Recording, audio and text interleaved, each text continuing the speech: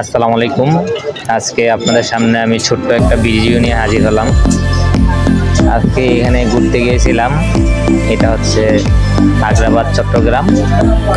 তো এই জায়গাটি আসলে খুবই চমৎকার একটি জায়গা।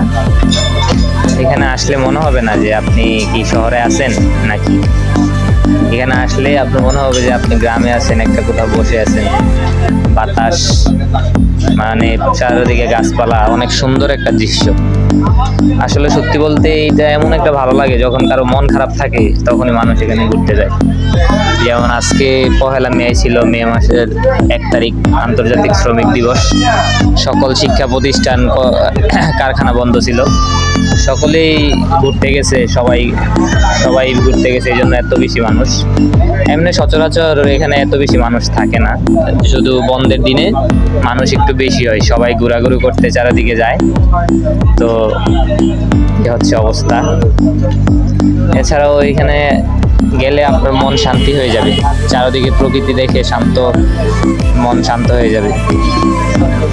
শহর যেহেতু সকলে কর্মব্যস্ততার মধ্যে বিজি থাকে, সবাই তার নিজের একটা রিফ্রেশমেন্টের দরকার আছে, এই জন্য তার নিজের মাইন্ডকে রিফ্রেশ করার জন্য এখানে ঘুরতে আসে। দেখেন আজকে অনেক বেশি মানুষ হয়েছে, চারিদিকে শুধু মানুষ আর মানুষ। আর এই হচ্ছে অবস্থা। তো আপনিও চাইলে এই জায়গাটি ঘুরতে আসতে পারেন, আমি আপনাকে সহযোগিতা করতে পারি। দরকারি তথ্য জানার থাকলে আপনি আমাকে কমেন্টে জানাই দিবেন। আর জায়গাটি কেমন হয়েছে এটাও লাইক কমেন্ট করে জানাই দিবেন। ধন্যবাদ।